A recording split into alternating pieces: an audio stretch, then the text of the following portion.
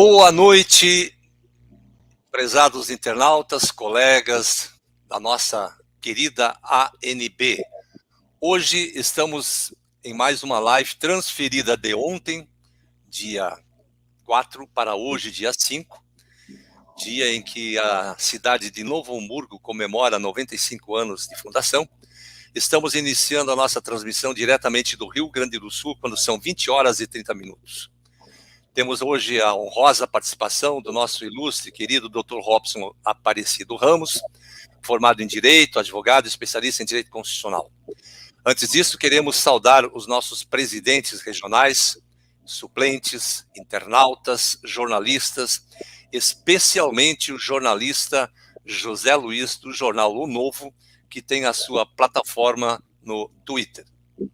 Também queremos agradecer de forma muito especial ao jornalista e advogado Dr. Giovan Benjoino, que comanda o programa Conversando com Benjoino, da Rádio Web Estadão do Estado de Alagoas, em Palmeira dos Índios, a quem agradecemos pela oportunidade de participar esta semana em seu programa da tarde na divulgação das ilicitudes e ilegalidades envolvendo o exame de ordem, a personalidade jurídica da Ordem dos Advogados do Brasil, as falsificações da assinatura de Itamar Franco e o ativismo judicial praticado pelo nosso Supremo Tribunal Federal.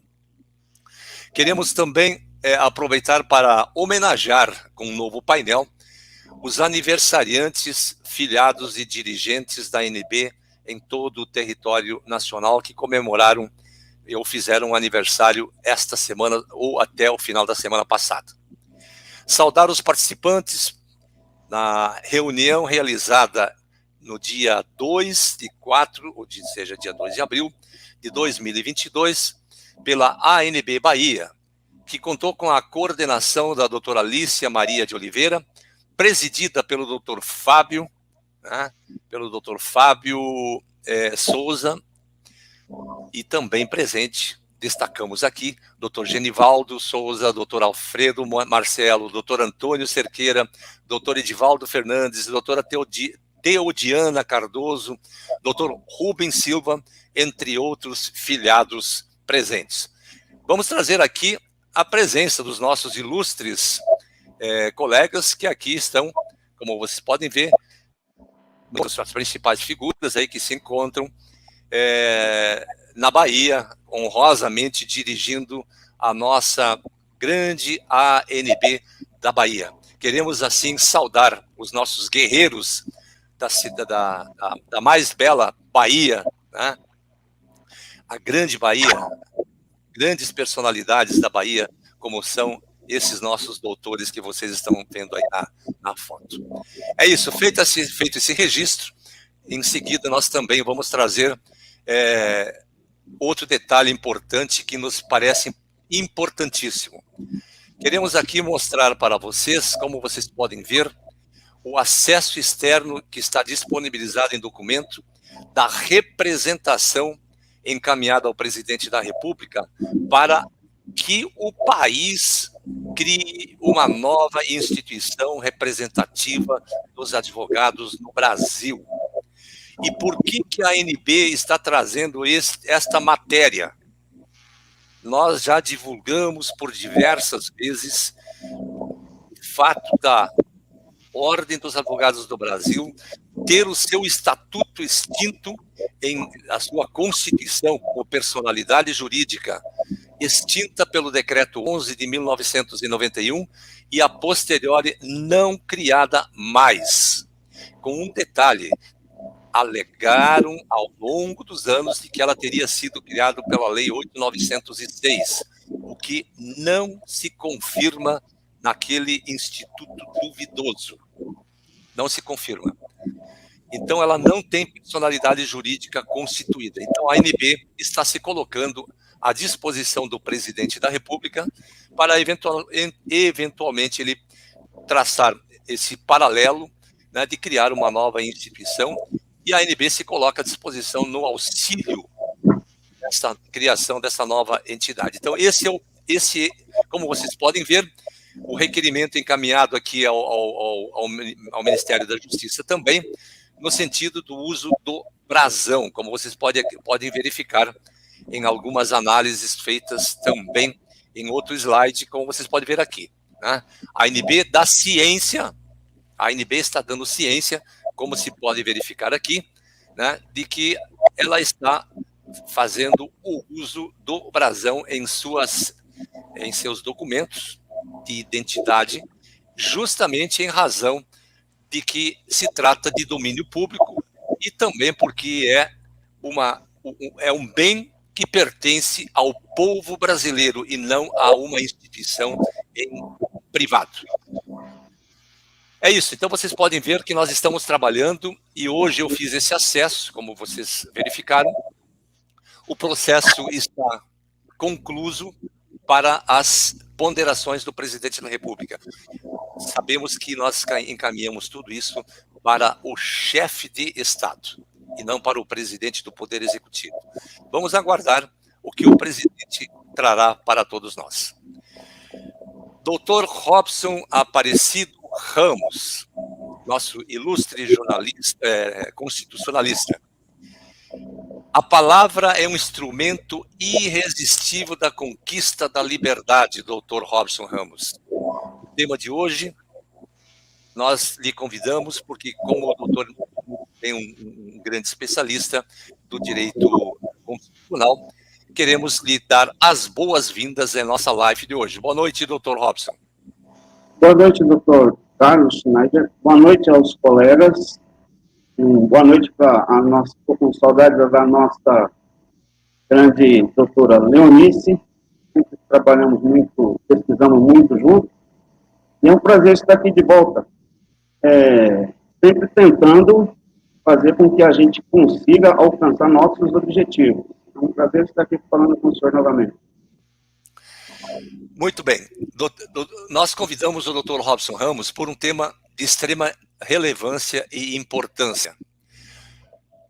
Vamos imaginar, doutor, que nós temos os nossos grandes juristas espalhados pelo mundo inteiro e não só no Brasil. Direito de resistência e desobediência civil. Análise e aplicação no Brasil. Importante tema publicado em 2015, se não me falha a memória, pelo doutor Denilson Victor Machado Teixeira. A Constituição, doutor Robson, da República Federativa do Brasil, isso não é segredo para ninguém, porque aqui estamos entre advogados, prevê em seu artigo 1º, parágrafo único, que todo poder emana do povo. Ora, se o poder democrático advém da vontade popular, torna-se perfeitamente legítimo o direito de resistência às arbitrariedades e às tiranias, principalmente quando os anseios políticos e jurídicos foram perpetrados por representantes do povo, em desconformidade com aqueles delineados pelo próprio povo, no caso da própria Constituição. Até porque, num Estado perfeito, a finalidade social é o bem comum de todo o corpo da sociedade brasileira. Como diz o Papa João XXIII, né, o bem comum consiste no conjunto de todas as condições de vida social que consistem e favorecem o desenvolvimento integral da personalidade humana, disse o Papa João XXIII, naquela ocasião.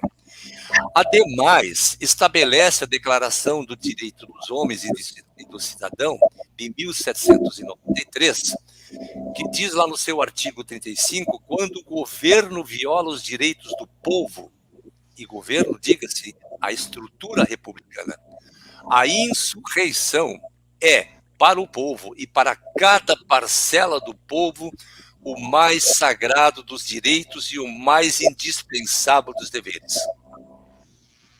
De certo que um dos elementos primordiais para a democracia é a prevalência da vontade do povo em detrimento do interesse particular dos governantes ou dos julgadores.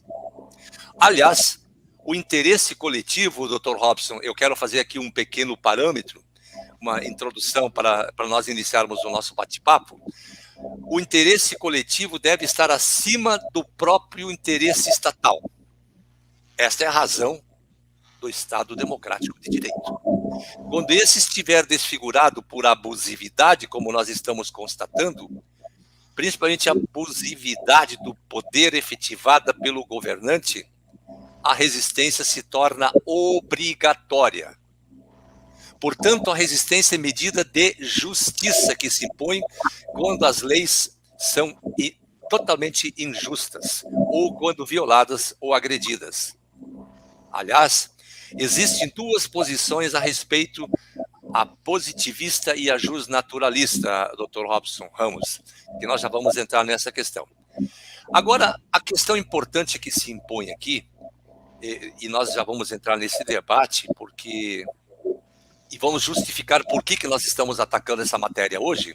O conceito de direito de resistência nada mais é do que dizer que o direito à resistência é aquele direito reconhecido aos cidadãos em certas condições de recusa à obediência e de oposição às normas injustas. Preste muita atenção. A opressão e a revolução, sobretudo. Tal direito concretiza-se pela repulsa e preconceitos constitucionais discordantes da noção popular de justiça.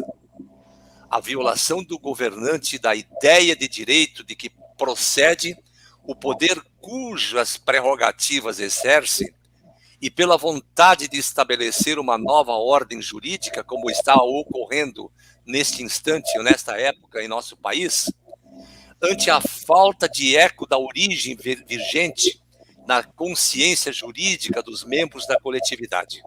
A resistência é legítima desde que a ordem que o poder pretende impor seja falsa, soberba ou prepotente. Principalmente divorciada do conceito ou ideia de direito imperante na comunidade. O direito de resistência não é um ataque à autoridade, que fique isso muito bem claro e muito esclarecida, mas sim uma proteção à ordem jurídica que se fundamenta na ideia de um bem a realizar, que é a própria lei e a própria ordem jurídica. Se o poder desprezar a ideia do direito, será legítima a resistência, porém é preciso que a opressão seja manifesta, intolerável e irremediável, segundo as palavras do jurista Diniz. E aí tem as espécies de resistência, e a que nós nos referimos é aquela que também é afirmada por Busanello, considerando como gênero, o direito de resistência apresenta as seguintes espécies, na acepção deste jurista: a objeção à consciência, a greve política e a desobediência civil, direito à revolução e o princípio da autodeterminação dos povos. Pois bem, meu nobre e dileto Dr. Robson Aparecido Ramos, nós estamos realmente diante de um quadro caótico que vivemos em nosso Brasil. É o Supremo Tribunal Federal legislando, invadindo competências, alterando o fluxo de leis infraconstitucionais, criando dispositivos constitucionais quando não lhe compete essa tarefa, como aconteceu com aquele maldito julgamento RS 603-583 de 2011, quando por ativismo judicial alegaram sob todas as formas de que o exame de ordem seria um exame constitucionalmente recepcionado, além de outras graves razões que nós vamos atacar agora, que foram nos impostos ao longo desses anos.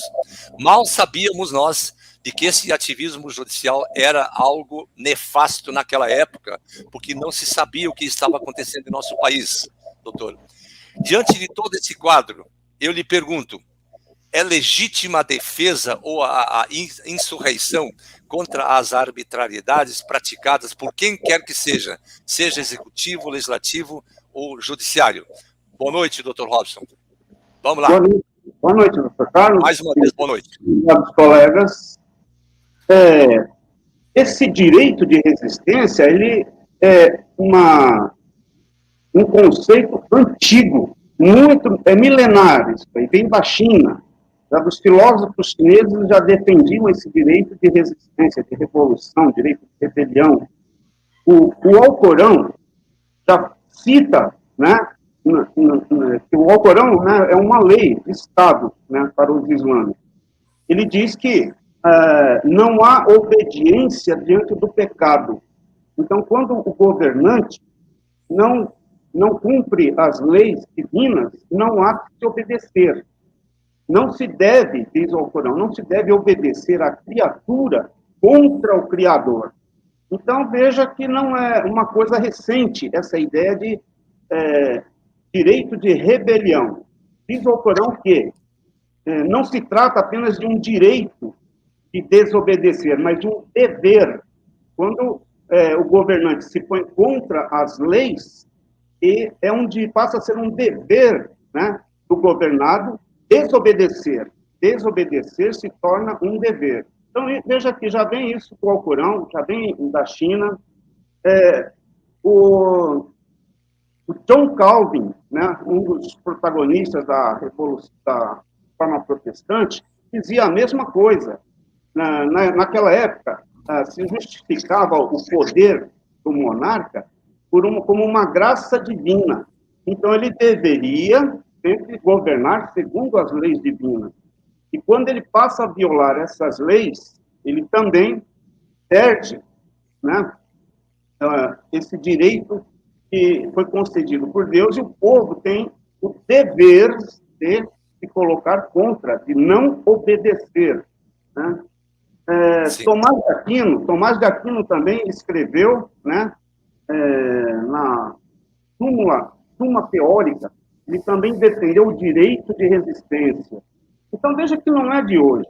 O John Locke também diz que o governante tem que governar para o bem do povo. Ele foi eleito para isso, ele foi escolhido para governar em favor do povo.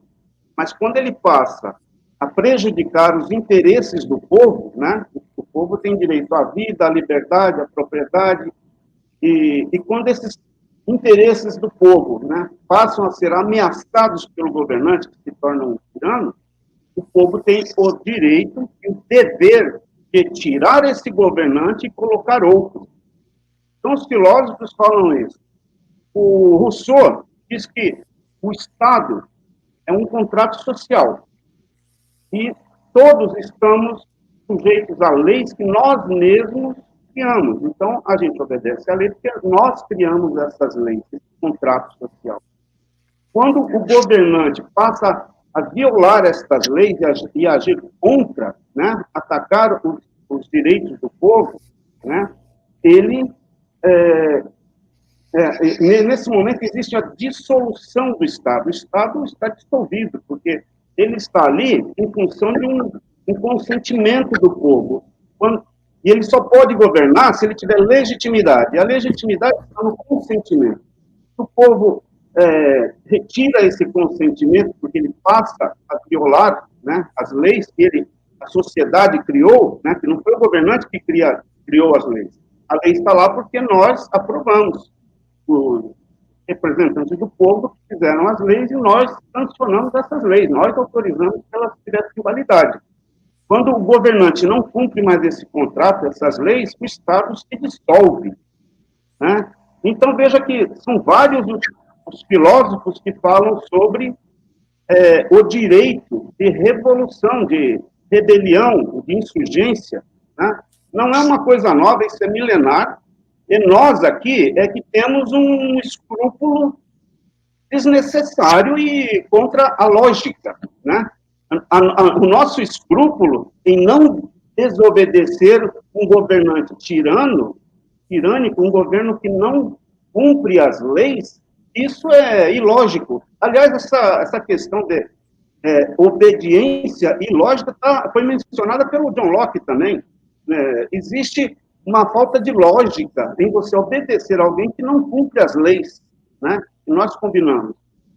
Então, nós não temos que ter receio de falar sobre esse assunto, porque normalmente existe um preconceito, né? Foi implantado na consciência da sociedade um preconceito contra essa expressão, né? Direito de revolução, direito de rebelião, ela é um direito. Não se trata de uma agressão do povo contra uma má administração. Não é porque o governante está administrando mal, não é porque o governante é incompetente. A questão o John Locke cita isso, é quando existe um crime grave, quando a situação é de uma gravidade tão grande que o governante passa a representar um perigo para a população, é um risco para o povo. Né? Quando ele coloca a sociedade em risco, a estabilidade do Estado em risco, o povo tem o dever de trocar aquele governante. Porque a soberania ela é uma entidade fictícia que não está na pessoa do governante. Ela está no Estado, e esse Estado é o povo. O povo é que é o soberano. O governante, ele adquire a capacidade de administrar essa soberania em função dos interesses do povo. Mas se agir contra os interesses do povo, ele perde essa legitimidade e tem que ser tirado do poder. Então, esse tipo de discurso não é pecaminoso, tanto não é pecaminoso que é pregado na religião. O Alcorão prega isso, vários líderes religiosos do passado pregavam isso, como aqui o Calvin, o Tomás de Aquino e vários outros, né? Então, não estamos falando de nada condenável. Não temos que ter preconceito de tocar nesse assunto. Esse assunto é importante. E principalmente nesse momento. Nós estamos vivendo um momento onde esse assunto tem que se tornar um debate público. Né? Nós temos que colocar a sociedade consciente de que isso é um direito. Não estamos falando nada criminoso ou pecaminoso. Pelo contrário. E muito menos incitando a desobediência à lei, mas leis justas e não leis perversas. Leis foram criadas para serem respeitadas e obedecidas, mas leis absurdas e ordens absurdas não, né, doutor? Exatamente. É o que o John Locke fala, né? O John Locke fala exatamente sobre isso, que quando as leis se tornam danosas ao povo, né, o povo não tem a obrigação de obedecer. Então, eles também... o Montesquieu também cita o seguinte, que quando o príncipe não obedece às próprias leis, ninguém mais está obrigado a fazê-lo. Então, o governante tem que ser o primeiro a obedecer às leis. Porque a lei, né, ela é feita pelo parlamento que tem a nossa autorização para fazer leis. Aquela lei tem que ser cumprida principalmente pelo governante. Se o governante não respeita mais as leis, então ninguém mais está obrigado a cumprir aquelas leis. Então, nesse momento, acontece uma dissolução daquele governo, daquele Estado. O povo passa a ter o direito de repor, tirar aquele governante e colocar outro. Isso é defendido por vários filósofos. A gente não está aqui pregando algo que é contrário ao bom senso. Muito pelo contrário, isso faz parte do bom senso. Né? O ilógico é permitir que isso continue acontecendo, entendeu? Aqui tem uma passagem que eu anotei aqui do Montesquieu. Vamos ver que interessante o que ele disse há séculos atrás, né? Olha o que ele diz. Ele diz, não existe liberdade se o poder judiciário não estiver separado do poder legislativo e do poder executivo. Onde o judiciário assume o poder legislativo, a vida e a liberdade dos cidadãos estará exposta a um controle arbitrário, porque o juiz será seu legislador. Onde o poder judiciário assume o poder executivo, o juiz pode ter um comportamento violento e opressor, pois é exatamente a situação que nós estamos vivendo hoje. Nós temos magistrados que são violentos, são opressores, E muitas vezes eles agem por mesquinharia, por vingança. Eles não querem justiça, eles querem humilhar. Quando ele põe uma tornozeleira desnecessária num parlamentar, uma prisão domiciliar, ele está querendo apenas mostrar a sua arrogância, a sua prepotência, uma vingança desnecessária. Nós temos visto muitas medidas que não são nem permitidas por lei, nem justas, elas são um ato de vingança, né? Pessoal, não dá para a gente aceitar esse tipo de coisa. E veja só, esse comportamento já foi previsto pelo Montesquieu há 2 séculos atrás, não é mesmo? Então, sim, não estamos aqui falando nada ilógico, irracional, nada que seja pecaminoso. Doutor Robson, uma análise um pouco mais pontual sobre o tema de hoje. O RE 603-583, e eu volto de novo para que as pessoas que não sabem, né, e possivelmente muitos não sabiam, que ele enfrentou a matéria sobre a questão da constitucionalidade ou inconstitucionalidade do exame de ordem. Ocorre que aquele julgamento estava praticamente decidido no dia anterior ao seu julgamento, porque o próprio ministro deu a entender de que a prova seria derrubada. Quando essa informação vazou, no mesmo dia, no final da tarde, inclusive 2 colegas nossos no corredor do Supremo Tribunal Federal foram ao encontro do filho do ministro relator, e ele os confundindo como se fossem pessoas daquela outra instituição, disse: olha, fiquem tranquilos que a prova vai continuar, um dia antes do julgamento. Então, esse tema da insurreição, quando se fala das leis, nós não podemos seguir homens, doutor Robson Ramos e queridos internautas. Nós temos que seguir a lei, a força da lei, e não o direito da força. E diante desse quadro, do que foi julgado naquela ocasião pelo Supremo Tribunal Federal, num verdadeiro e absurdo ativismo judicial, os 11 ministros com votos fundamentados apenas no ativismo judicial deram à Ordem dos Advogados do Brasil o direito de prosseguir com esta atrocidade, atropelando, em primeiro lugar, a Constituição Federal, segundo lugar, convalidando o exame, e terceiro lugar, pisoteando a própria Constituição, tornando a letra morta em nosso ordenamento jurídico. Quando a própria Constituição estabelece a da liberdade ao exercício profissional, dadas as qualificações que a lei assim estabelecer, diz o Código de Introdução do Direito Brasileiro de que ninguém se escusa a obedecer a lei ou desrespeitá-la, mas a lei válida, tal qual aquela questão da vacina, não experimento, mas vacina, né, num plano de imunização aprovado, já testado e longamente testado já. Desta questão da lei, que foi aprovada, nós não podemos concordar com o ativismo judicial, nos submeter como operadores do direito que somos. Isso é importante que se diga, meu nobre constitucionalista, Dr. Robson Aparecido Ramos.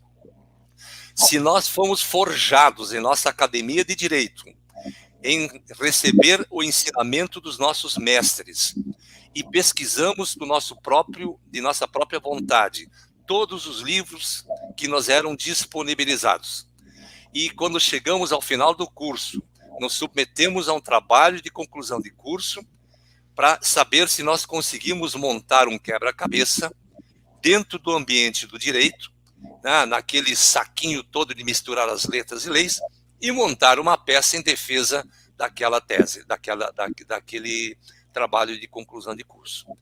E nós chegarmos a ponto de recebermos o nosso diploma e depois sermos submetidos às ilicitudes praticando-as, porque outros querem que nós pratiquemos.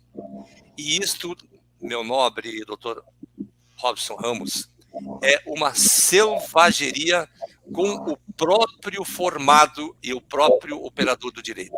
Se submeter às ordens ilícitas é algo inaceitável em nosso Estado democrático de direito e numa república como a nossa.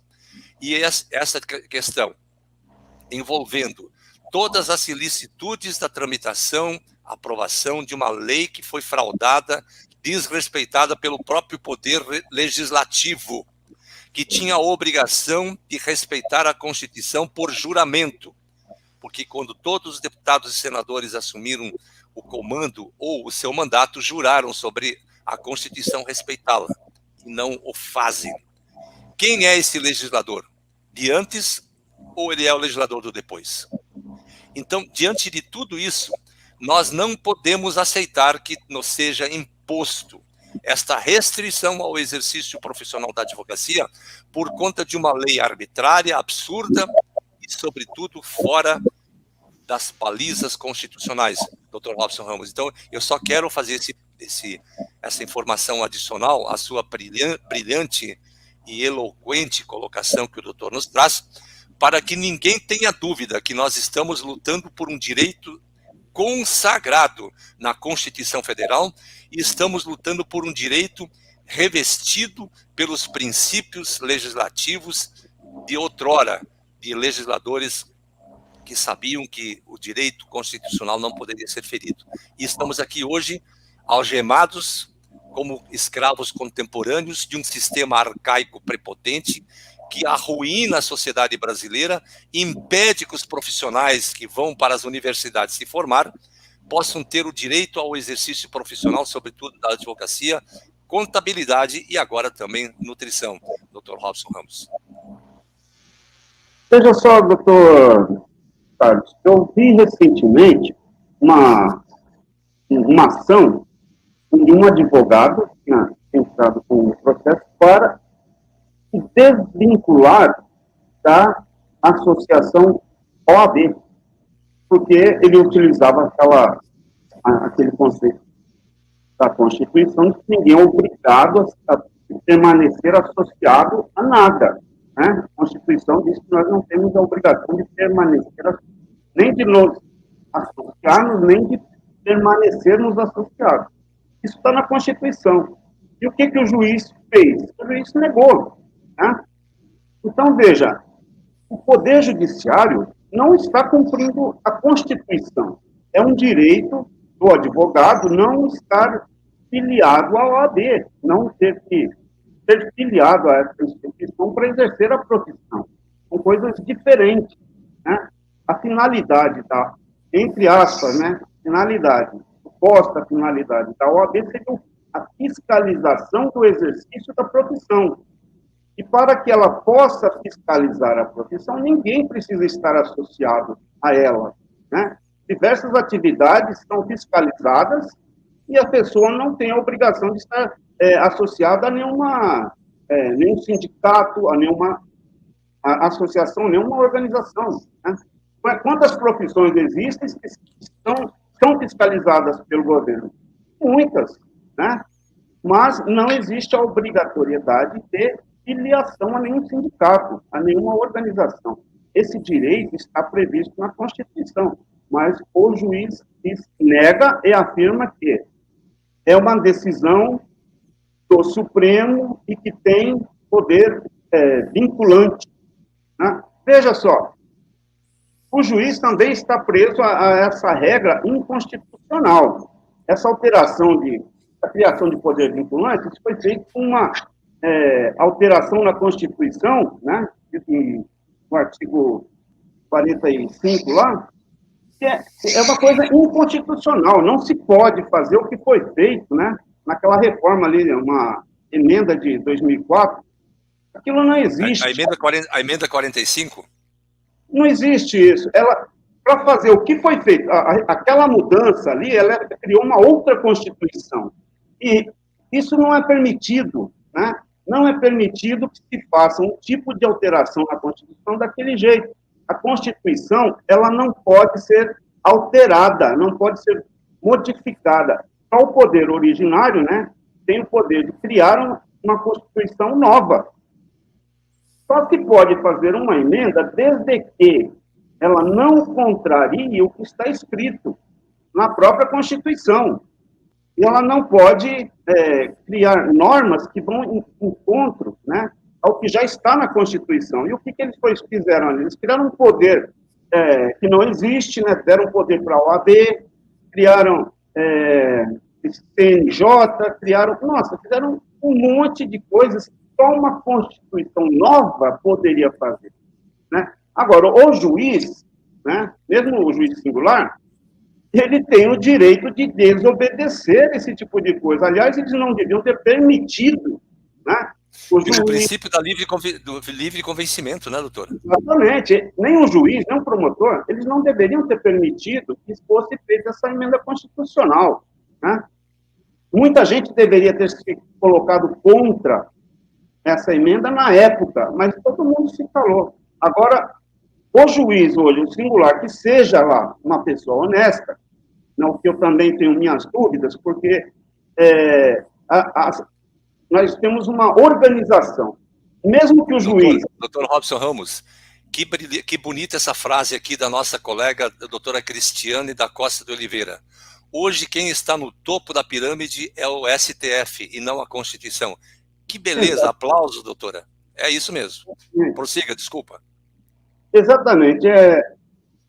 As leis deixaram de ser cumpridas no país a partir de certas alterações que aconteceram de 2004 para cá, né? Não só alterações na Constituição, como na filosofia, né? Aquilo que o senhor estudou na sua época, que eu estudei na minha, não existe mais, né? O princípio da legalidade, hoje, foi alterado. Não existe mais princípio da legalidade, né? As pessoas, o magistrado governa segundo princípios. E o que esses princípios fazem? A principiologia faz não obedecer à lei. A interpretação do juiz está acima da lei.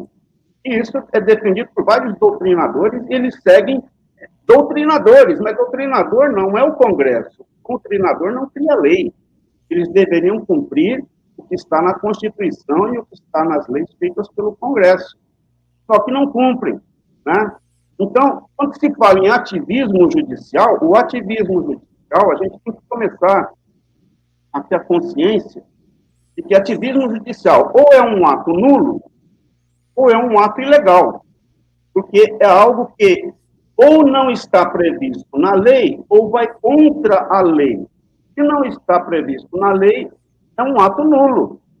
Se vai contra a lei, é um ato ilícito. E nós temos que passar a rotular esse ativismo judicial, que é uma forma de se colocar um ato criminoso, muitas vezes, de uma forma sutil, que não ofende. Você praticou um crime? Não, eu pratico um ativismo judicial, né? Então, não se deve adotar esse tipo de linguagem, que, na verdade, ele tem que ser definido como ou um ato nulo ou um ato ilícito. Doutor, só para um comentário corroborando com essa sua manifestação e sua colocação.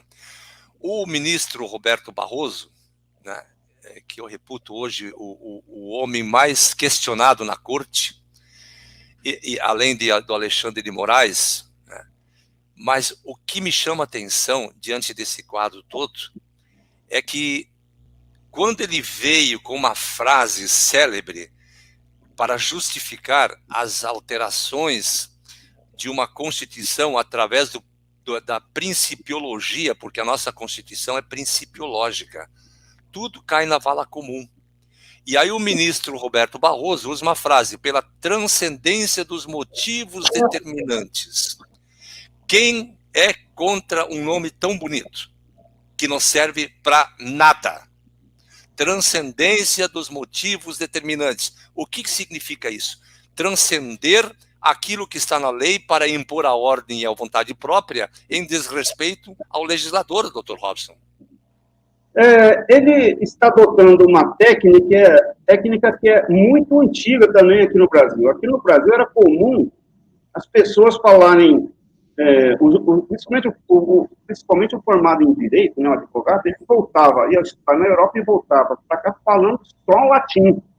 Então, cada 10 frases que ele falava, metade eram em termos que ninguém entendia nada. E isso era sinônimo de inteligência na época. E enganava todo mundo aplaudia. Mas hoje os tempos mudaram. Hoje, esse tipo de linguagem não convence mais ninguém. O povo quer saber o que a pessoa falou. Tem que ser falado de forma clara, de modo que todo mundo compreenda. Então, usar esses vocábulos, né, que ele utilizou e que nos livros de direito está cheio, né, são termos criados, o conceito da Constituição viva. Ora, né? Constituição tem vida? Quem tem vida são os animais, são seres vivos. A Constituição não é um ser, é um papel, né? Ela não tem vida. Não existe Constituição mutante. Então, eles inventam termos e querem que as pessoas aceitem. Nós temos que começar a contestar isso, o transcendente. Porque onde está escrito isso, né? Ele tem que agir dentro da lei. A lei permite que ele faça aquele ato.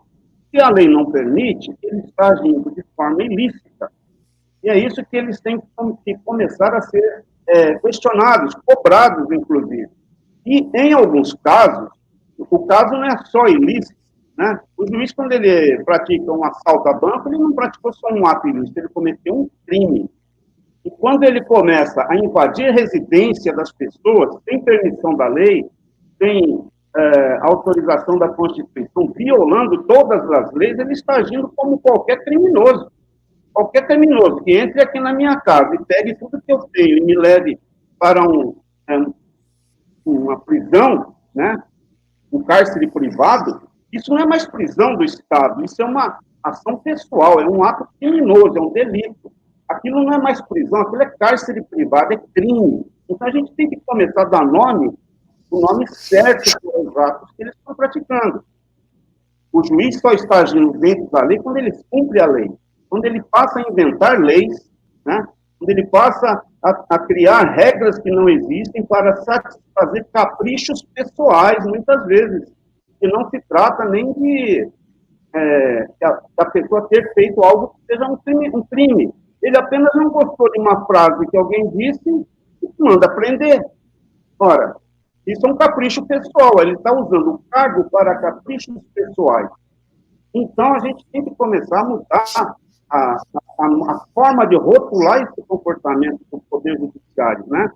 E não pode ficar culpando só o A ou o B, porque ali todos são culpados, né? Um pela prática e o outro pelo consentimento tácito. E quando ele não reage, ele é um cúmplice, né? Aquele que está do lado, seja no mesmo nível, ou seja um juiz singular, ele é cúmplice, porque ele está obedecendo uma lei ilícita, uma regra ilícita criada lá no STF ou em outra corte superior. O juiz tem que ter a hombridade de cumprir a lei. Ele é pago para isso. Ele não é pago para obedecer outro juiz. Ele é pago para fazer justiça. Ele não é pago pelo povo para ser empregado do chefe dele, de alguém que está acima dele. Ele é pago para fazer a justiça, para cumprir a lei, e é esse o papel dele. E os demais juízes têm que começar a tomar uma atitude, ou todos têm que cair. Doutor, uma outra coisa que me chama a atenção, o doutor há pouco comentou sobre essa questão da vinculação das decisões do Supremo Tribunal Federal às instâncias inferiores. No início, o doutor fez referência àquele processo julgado recentemente em que o juiz negou a petição, negou por sentença, a petição para que esse advogado não precisasse se inscrever na OAB para poder advogar. É evidente que a maneira como ele encaminhou essa matéria, ele enfrentou aquilo que já tinha sido decidido em processo, em julgamento anterior, que é o caso do RE 603.583, que teve repercussão geral reconhecida pelo plenário do STF, entre aspas, né? Agora, não há de se confundir repercussão geral com súmula vinculante. São duas coisas distintas. Como o Firmo Cavalcante, certa feita, diz que nenhuma outra matéria poderá ser ventilada nos foros pátrios, tratando da questão da inconstitucionalidade do exame de ordem, tendo em vista que a matéria já teria sido consolidada pelo STF. o que para mim se traduz numa das as maiores aberrações no enfrentamento dessa matéria. Por quê? É rapidinho. Porque existem outros elementos que deveriam ser discutidos hoje, e não mais aqueles que já foram discutidos tratando da mesma questão.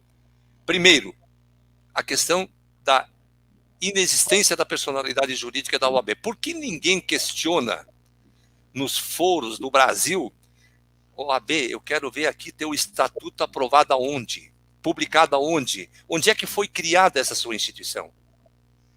Mas é a Lei 8.906. Entra na Lei 8.906 e traz todo aquele arsenal de falsificação de assinatura da sanção presidencial, do rito de votação fraudado, em desacordo com a Constituição Federal, trata dessa matéria em outro ambiente jurídico, e não aquele que já foi decidido.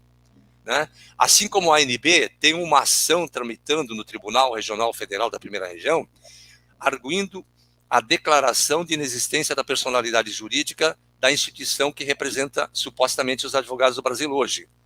Esse processo, Dr. Robson Ramos, está com o desembargador Ítalo Mendes desde 2018 e não sai daquele gabinete. O que está por trás de tudo isso e não enfrentar essa matéria? Pelo amor de Deus, onde é que estão os nossos juízes, os nossos desembargadores, se querem de fato dizer o direito? Então que o digam, mas não se omitem, estão sendo pagos pelo povo brasileiro para tratar dessa matéria e dizer aquilo, traduzir aquilo que a lei estabelece, e não que a vontade do magistrado em disputar pelo quinto constitucional um juiz querendo ser desembargador, ou um desembargador querendo ser ministro de uma Suprema Corte por indicação daquele órgão. Pelo amor de Deus, vamos convir. E aí vem uma outra peça que nós já ouvimos por diversas vezes, é porque a OAB está na Constituição Federal. Não é pelo fato de ela estar na Constituição Federal que ela poderia ter o seu estatuto legalmente reconhecido. Por que ela está na Constituição Federal, Dr. Robson Ramos? É porque em 1988, quando a Constituição foi promulgada em 5 de outubro, aquela instituição pertencia ao quadro, à estrutura do Poder Judiciário. Em 1991, quando ela foi extinta, ela teria que ser retirada de tudo, e não foi. Então, há um velado sentimento de absoluto abandono dos pilares da justiça, da lei e da ordem, e segue-se apenas homens, Dr. Robson Ramos. Exatamente. Quando a Constituição foi feita, a OAB era uma autarquia, uma entidade pertencente ao Estado, subordinada ao Poder Executivo, na época. Mas ela deixou de ser uma autarquia, ela foi extinta por lei. Então, agora, a situação mudou. E todos os juízes deveriam reconhecer isso, eles sabem disso, né? Nós já fizemos vários textos sobre isso, né? Nós já pesquisamos esse assunto. Sim. Então, eles sabem, a gente sabe, é uma organização, né? Essa organização é que é o problema. E o que nós temos que fazer é começar a atacar esta organização. O Poder Judiciário, ele é o grande responsável por todos esses atos criminosos que estão sendo praticados contra os bacharéis em direito, porque isso é crime, está previsto em lei. Nós estamos falando do direito ao trabalho. É um crime contra a humanidade, está previsto no Tratado de Direitos Humanos. Então, o Poder Judiciário Nacional do Brasil viola o Tratado de Direitos Humanos. O John Locke, aqui, ele cita, né, no livro dele, um dos direitos, né, do povo é exatamente a propriedade, mas a propriedade sobre o próprio corpo, inclusive, e sobre os frutos do seu trabalho, do trabalho intelectual ou do trabalho manual. Então, isso é um direito que está assegurado, né, bem antes de se pensar em direitos humanos, né, antes de serem escritos direitos humanos. Agora, está previsto nos direitos humanos, está previsto na Constituição, e o Poder Judiciário é o responsável, não a OAB, porque a OAB não existe. A OAB não é responsável por nada. Ela não existe perante a lei nacional. Quando o advogado, o juiz defende essa ideia de que o advogado, para exercer a profissão, tem que ter vínculo numa entidade que não tem existência perante a lei nacional, quem está cometendo crime não é o chefe lá da OAB. Quem está cometendo crime é o juiz, é o desembargador, é o ministro. Então, nós estamos diante de um crime que é praticado pelo Estado. O Estado vai ter que indenizar as pessoas, mais cedo ou mais tarde. Então, veja, o prejuízo que essas pessoas vão causar a essa população que deixou de exercer a profissão, deixou de realizar um sonho, né? Deixou de ter outro tipo de vida, por culpa de quem? Do Estado Nacional, representado ali pelo Poder Judiciário, que está agindo como bandido, como criminoso. Nós estamos diante de atos criminosos, não de atos... Nós temos que parar de tratar a coisa com sutileza. Ah, é um ato ilícito. Não é um ato ilícito. Matar alguém não é um ato ilícito apenas, é um crime. Então, nós estamos diante de crimes e temos que começar a mostrar isso para a sociedade, né? E responsabilizar o juiz. Doutor, a quem, na sua opinião, está por trás de toda essa manobra aí? Ah, sem dúvida, é um grupo que governa esse país há 400 anos. Nós já fizemos esse trabalho, já mostramos aí, né? O IAB desde a época... Exatamente que eu ia tocar. Aqui já tem gente que falou isso, né? E desde a época do Império, são eles que governam. Os imperadores, né? Tem gente que quer que volte à monarquia e vive elogiando. Aí eu não sei se o senhor já entrou em grupo de monarquistas. Eles falam que o Dom Pedro II era o Lula, até aquela época. Fez milagre, pagou dívida, não tinha, o escravo andava com bolas de ouro, todo mundo era feliz. Era uma maravilha. Mas não é verdade. Mentira. Doutor, quer responder o José Andrade, hein? Doutor José Andrade? Ele está prevaricando, isso é crime. Então, o CNJ é outro crime, ele não deveria existir, né? Para que ele foi criado? Ele foi criado justamente... É inconstitucional, não é isso? Exatamente. O CNJ foi criado para pôr um cabresto no juiz singular. Acabou a liberdade do juiz singular. Ele não pode mais fazer nada. Doutor, igual fizeram com a juíza lá de Minas Gerais, do Rio de Janeiro, que é a Ludmila Lins Grilo, perseguida pelo CNJ, por dizer a verdade, né? E quem são os integrantes do CNJ? Advogado. Ora, veja só como a gente está falando aqui do IAB, né? É o IAB infiltrado em tudo que é lugar. É o CNJ, tem o do Ministério também, Ministério Público, né, que foi criado também, advogado, aí você vai em todos os lugares que tem poder, você tem advogado infiltrado, né? Então, quem governa esse país são os advogados, eles estão no poder legislativo, executivo e judiciário. E nessa coisa aí que não é poder judiciário. Isso aí, o CNJ, eles querem ter o poder judiciário. Eles não são o judiciário, ele é um órgão, uma secretaria, né? O que eles fazem ali é um equivalente ao ato de um funcionário público municipal. Ele só tem poder interno da administração ali, mas eles querem fazer súmula, eles querem ter a jurisprudência, eles querem fazer leis, que veja como eles estão querendo se tornar um Estado independente, paralelo. Parece o Vaticano, não? É uma coisa, exatamente, é uma bagunça. Mas quem está por trás disso é o que nós já conversamos aqui, o IAB, desde a época do Império. Não mudou nada, são as mesmas famílias, continua tudo igual, né? Agora, nós temos que colocar um freio nisso, porque, felizmente, né, a internet surgiu, porque isso era um segredo de Estado, né? Era um segredo de Estado, ninguém nunca imaginou. A gente até já ouviu falar em IAB, né, há muito tempo atrás, mas achava que nem existia mais, né? Pegava um livro de direito antigo, tinha lá uma passagem, o IAB, mas como algo que não existisse, mas não é verdade, continua existindo e tem o mesmo poder, a mesma influência da época do Império. Eles continuam fazendo essas leis bizarras, para colocar cargos, inventar cargos onde não existe, para infiltrar o pessoal deles, como esse CNJ, né, por exemplo. Então, é isso que nós temos que começar a mostrar para a população e enfrentar. E enfrentar dizendo a verdade, sem sutileza. Nós temos muito receio. O povo é extremamente educado. A gente tem que ser educado com quem tem educação, né? Aquelas pessoas que estão lá, eles não têm educação, né? Não são pessoas polidas, eles são pessoas que fingem uma certa polidez. Mas eles são pessoas violentas, agressivas, que olham a lei como qualquer bandido.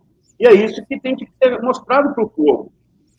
O doutor Jaci Monteiro, o doutor Jaci Monteiro da Silva aqui está falando que as faculdades também são coniventes porque ganham. Evidentemente, e não só são coniventes, como são cúmplices, doutor. Eles são os donos dela, né? Quem é dono da faculdade? Principalmente as particulares. Toda a faculdade particular, o dono hoje é juiz, ou filho de alguém lá, né? Da família, advogado, os professores são juízes, promotores, pessoal. Então, é uma estrutura, né? Que eles controlam, né? O IAB controla. Então, eles são donos das faculdades e eles colocam ali as teorias que eles querem, né? Os livros que eles querem.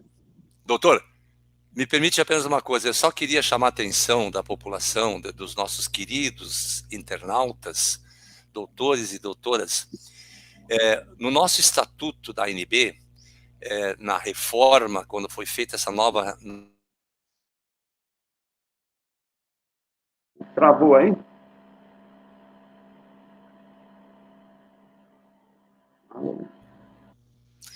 Ela estabelece... Olá.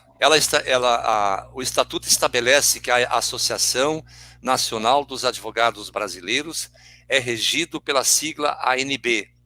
Não existe ANAB, gente. Tá bom? Só para corrigir, não existe ANAB. O que existe ANAB é o site, tão somente o site. Mas a nossa instituição chama-se, olha lá em cima, veja no topo o símbolo lá, ó, ANB. Então, não tem ANAB, ok? É só para fazer essa referência, para evitar que a gente tenha um mal entendido, porque a nossa instituição sempre se regeu pela sigla ANB, e continua assim até hoje. Embora lá no site conste como associação, como ANAB, que foi na época, naquela ocasião, criado aí pelo pessoal de São Paulo, mas o registro da nossa associação é a ANB. Doutor Robson Ramos, nós estamos infelizmente chegando ao nosso final. Eu gostaria de lhe convidar para mais uma rodada para falar exatamente sobre quem é o IAB, quem é a OAB e por que nós vivemos um judiciário tão instável, com tantas pessoas tendo seus sonhos sepultados, a sua profissão frustrada, o seu desejo de advogar restringido, e isto causa uma desordem social que nos motiva à desobediência, razão porque quando a lei não é respeitada e que os homens nos impõem uma ordem perversa, o ato de insurreição já não é um ato de injustiça, é um ato de justiça contra as injustiças. Um dever, uma obrigação, isso está escrito no Alcorão, está escrito em vários artigos escritos por líderes religiosos, por filósofos, né? Então nós não temos que ter um comportamento acanhado diante disso, porque nós somos doutrinados a ter essa atitude, né? A ficar encabulados sobre falar deste assunto. Mas isso não é um assunto que a gente tenha que ter vergonha de falar, não, ou receio de falar, porque ele é defendido por pessoas muito importantes há milênios, não começou agora. Então, o que nós estamos aqui, em síntese, para resolver, nós temos um Estado que não é mais um Estado de direito. Todo mundo vive falando, olha, temos que... todos sempre falam sobre segurança jurídica. Olha, cadê a segurança jurídica, doutor? Não existe mais. Estado de direito. Isso não existe mais, né? Isso é algo que já foi até citado aqui pelo pelo Rousseau, ele diz que houve a dissolução do Estado, existe a dissolução do Estado, né? Quando os governantes passam a fazer aquilo que eles querem e não aquilo que está previsto na lei.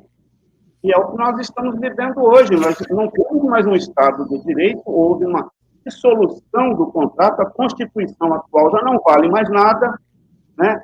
Segundo o quê? Segundo os filósofos, ou Rousseau, John Locke, Montesquieu, os caras sabem o que estavam dizendo, sabiam o que estava dizendo, né?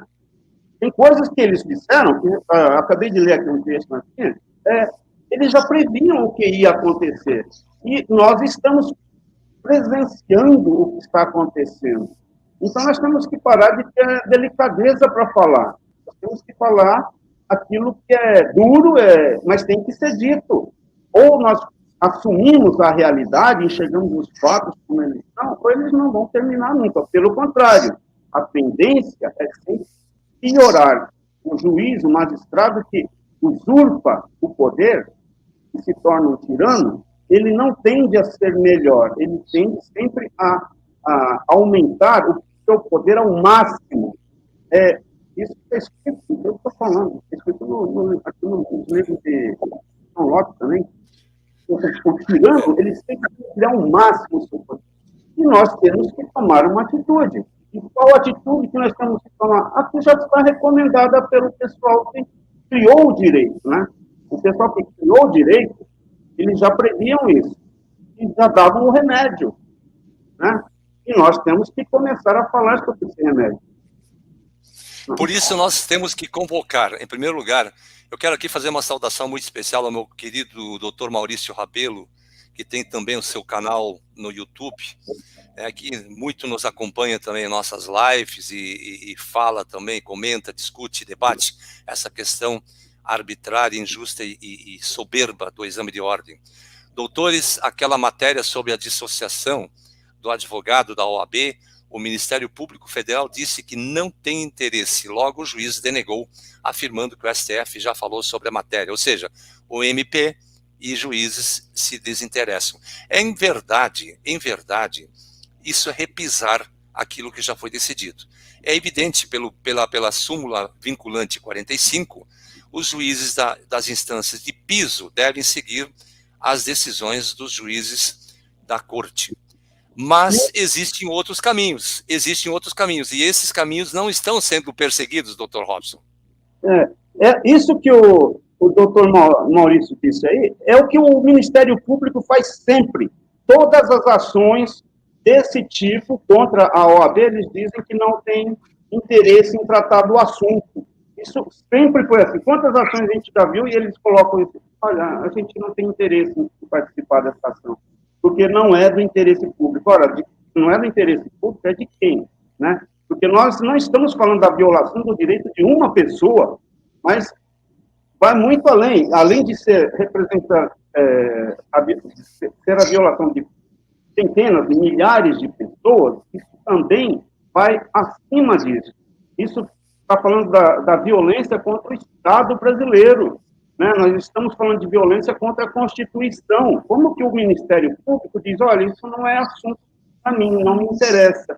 Ele é pago por aqui, né? O Ministério Público tem a obrigação de defender o Estado e a sociedade. É para isso que ele é pago. Ele não pode alegar... Por isso que ele é chamado de custos legis. Exatamente. Entendeu? Ele é pago para isso, ele não tem o direito de falar, olha, esse assunto não me interessa, não vou me envolver nisso, né? O que mostra, na verdade, ou a covardia ou a cumplicidade. Ou ele é um covarde, tem medo de enfrentar o sistema, ou ele é um cúmplice, né? Porque ele tem a obrigação, por lei, e pela Constituição e pela moral, né? Ele tem o dever de participar dessa ação e defender o lado que tem razão. Nós temos uma situação que a gente esqueceu até nesse país, né?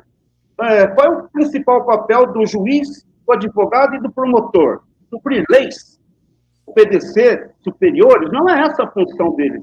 Eles são pagos para fazer a justiça. Eles têm que ter o sentimento da justiça. Esse sentimento de justiça, você não precisa fazer faculdade, não precisa ter pós-graduação de nada. Um dos equívocos que existe nesse país, e que foi implantado por essa instituição IAB, é que o direito foi monopolizado por um grupo de pessoas, então, entre aspas, os advogados, não todos, só a elite. Mas, em nome, para proteger o interesse dessa elite, dizem que só o advogado é que tem o direito de atuar dentro da justiça. Mas só aquele que tem inscrição, né? Então, por que o médico não pode ser um juiz, um engenheiro, né? Na verdade, nós fomos doutrinados a pensar dessa forma, mas, na verdade, não era assim. No começo, os engenheiros podiam ser juízes, né? Por que você não pode ser juiz? Tem que ser um sujeito que se formou em direito. Porque a própria Constituição não exige que o cidadão seja bacharel em direito ou advogado para ser ministro do STF. Não está escrito isso lá. E por que não está? Porque um poder não pode ser propriedade de um grupo de pessoas. Então, nós temos que começar a pôr esse tipo de questionamento. Principalmente porque, hoje em dia, o advogado, né, essa ordem, né, o IAB, a OAB, eles não defendem mais a sociedade, explicitamente, eles atuam contra os interesses da sociedade. Isso tem que começar a ser questionado, né? Tem um grupo de pessoas, de advogados, que pensam dessa forma e tentam fazer alguma coisa, mas a grande massa nem tem essa consciência, porque eles estão doutrinados, eles têm que começar a enxergar as coisas com outros olhos, com os olhos da razão, da lucidez, né? E Dr. Robson, nós não podemos parar nosso tema aqui. Infelizmente, o nosso horário já se esgotou. Mas eu quero lhe convidar para uma próxima live, não sei se vai ser a próxima, da próxima segunda-feira ou na outra segunda-feira, mas vamos estudar essa tríade, OAB, IAB e STF. Nós não podemos sair disso. O direito ao exercício da advocacia é inalienável para quem é portador de diploma de direito. Nós temos que abrir o leque, não ficar concentrado no Poder Judiciário, porque nós temos que colocar todos no mesmo bloco, né? Todo mundo no mesmo balaio, Ministério Público e o Poder Judiciário inteiro, né? Porque se a gente ficar achando que é só o Alexandre de Moraes que é o problema, nós não vamos chegar a lugar nenhum. Nós temos que ampliar o nosso entendeu? Porque, na verdade, o poder... A Val está dizendo aqui, somos todos advogados. Desde que você é portador de diploma de formação em direito, advogado. Exatamente. Né? Existe uma estrutura, não é uma pessoa ou outra, é um esquema. Nós temos que atacar esse esquema. Aí a gente consegue alguma coisa. Doutor, quem sabe na próxima ocasião a gente faz isso. Com toda certeza. Eu quero estender agora mais uma vez o convite para nós prosseguirmos esse tema. E já antecipando aqui, em nome de todos os nossos filiados, nossos internautas, a sua brilhante participação desta live, esclarecedora, sobretudo incisiva naquilo que é o direito propriamente dito. Direito constitucional, direito infraconstitucional. O direito é para quem o busca e não para quem o quer. Quem dorme, o direito não socorre. Quem não luta pelo seu direito não é digno deles. E aqui estamos lutando pelos nossos direitos. E existem alguns que insistem em apontar a artilharia para o lado errado. Tenho pena dessa gente. E eu quero aqui também dizer para uma pessoa que disse quando é que vocês vão liberar o laudo grafotécnico da falsificação das assinaturas. A ANB gastou muito para conseguir isso. Basta entrar no site do Tribunal Federal, Regional Federal da 4ª Região e baixar lá. Não tem problema nenhum. E lá estão as peças processuais. Entrem lá e consigam. Esse é um processo público. Dr. Robson Ramos, mais uma vez, eu quero lhe agradecer de sobremodo pela sua gentileza de nos abrilhantar com seu conhecimento extraordinário dentro desse ambiente do direito constitucional. agradecer em nome dos nossos internautas, dos nossos filiados, dos nossos dirigentes regionais. Muito obrigado por participar. Para as suas considerações finais. Obrigado pelo convite. Estou à disposição para convidar. E agradeço também aos colegas e convido a todos a que comecem a pesquisar mais, enxergar com outros olhos. A gente tem que começar a usar o conhecimento como uma ferramenta, um formão e um martelo. O formão, um violino na parede, ele não toca música. O conhecimento é um instrumento, como um violino, um martelo, serrote, um formão. E quem vai dar qualidade, transformar aquela ferramenta chamada conhecimento em utilidade, somos nós. Então, nós é que temos que começar a criar as doutrinas, os conceitos, e criar nossas próprias leis. Parar de obedecer ou de seguir conselhos, conceitos, doutrinas de pessoas que atuam contra os nossos interesses. Né? O que é verdade ou não, muitas vezes depende do ponto de vista. E nós temos que pôr o nosso ponto de vista, a nossa narrativa na frente. Né? É isso que a gente espera que aconteça com essas lives, que elas estimulem o pensamento das pessoas. Muito obrigado pela paciência de ouvir a gente. Boa noite. Doutor, mais uma vez, obrigado. Se você gostou dessa live, compartilhe. Dê o seu joinha, compartilhe para todas as suas redes sociais, porque esta live foi de grande importância, Dr. Robson Ramos. Muito obrigado, mais uma vez, de coração, em nome da Associação Nacional dos Advogados Brasileiros. Advogado é aquele que é portador de diploma formado em Direito, e não quem está inscrito naquela instituição. Aos nossos internautas, gratidão. Aos nossos advogados, doutores e doutoras que fazem parte da estrutura da NB em todo o Brasil, muito obrigado pela participação, pela companhia. Semana que vem, segunda-feira, estaremos de volta com mais uma live para todo o Brasil e para o mundo. Muito obrigado, muito boa noite, que Deus os abençoe, tenha uma boa, excelente semana. Boa noite, Dr. Robson. Boa noite.